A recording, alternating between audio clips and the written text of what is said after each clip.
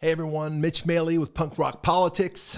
I waited a bit to respond to what happened yesterday, and I will have an editorial column on the events in this weekend's Bradenton Times. But as I stated in an interview on WSLR's The Detail this morning, what we saw at the U.S. Capitol yesterday was not a surprise, not in any way. It was the very predictable result of years of fanning the flames of populist anger for political gain. During the 2008 presidential campaign, Republican candidate John McCain famously refused to air a commercial that attacked his opponent, then Senator Barack Obama, over positions that had been unearthed by the reverend at a church he sometimes attended. Recounted in the book Game Change, McCain told his advisors that there is a dark side to American populism that is far too dangerous to be used for political gain.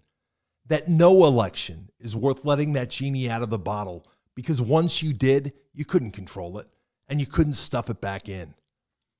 Donald Trump wasn't the first person to take that devil's bargain. He wasn't even the first person who successfully leveraged it to the highest office in our land. He was, however, the first president who tapped into it relentlessly once in office. I don't know who David Duke is. Find people on both sides, stand back and stand by. And on the very morning of one of the darkest days in American history, having failed in all legal and political machinations to remain in office despite having been soundly defeated in a free and fair election, he took the last remaining option available to him. He committed treason to this nation by calling on that dark populism and inciting insurrection. That is not hyperbole. That is what America witnessed, what our nation experienced. And while Donald Trump alone owns his betrayal of this nation, it is important to remember that he was aided and abetted by a frightening number of members of Congress who, too afraid to lose the support of his cult, attempted to thread the needle and even intellectualize his blatant efforts to overturn the will of American voters. Most notably in his phone call to Georgia's Secretary of State, Brad Raffensperger, just 4 days before the events at the Capitol, during which he blatantly attempted to coerce him to reverse the result of the state's election by simply finding one more vote than he was behind. Sadly, this doesn't even seem to have moved the needle in terms of costing him support within the cult of Trump. And it didn't cost him the support of one single member of Congress who had signed on to carry his water in the farcical theater of voting against certifying the results of a U.S. election. These cowardly actors, people like Senator Ted Cruz, Senator Josh Hawley, and our own Florida Senator Rick Scott, tried to walk the line between supporting the Mad King's lunacy and maintaining even the facade of reason. And even though the death and carnage that took place as member of Trump's cult stormed the Capitol caused a small number who'd signed on to object to change their minds, some 147 Republicans, including each of those senators mentioned, stayed the course. Never forget their names. And sadly, only Texas had more names on that list than Florida.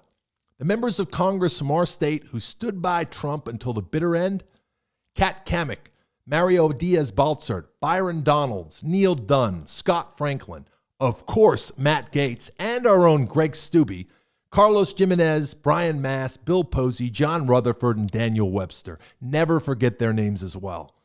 Donald Trump could have never done any of this alone. His treason required both tacit and overt support, and these men and women, sworn to defend our Constitution, were among those who gave it eagerly. And it doesn't stop in Washington. Our governor, our state legislature, and even our local officials, including the local candidates right here in Manatee County, Florida, who spent a fortune in time and money leveraging that populist anger for their own gain, making every race about who's the real Trump Republican and who's the rhino, all so that they could avoid the real issues, including the fact that they'd been bankrolled by special interests. Their rhetoric fed the disease at a local level, and we're now learning that one of those who stormed the Capitol was a Manatee County resident. I wonder how much contrition we'll see from them for supporting such a subversive tyrant. I wonder whether they'll recant that support. I won't hold my breath. Donald Trump has represented an existential threat to this nation since taking office, and he's shown that even as a lame duck one-term president who was soundly defeated at the polls, that remains the case.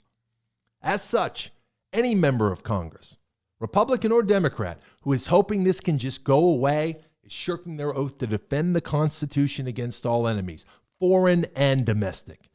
Any member of Congress who is not willing to invoke the 25th Amendment in order to immediately remove him from power and move swiftly to impeach the president in order to prevent him from ever holding the office again has little hope of landing on the right side of history.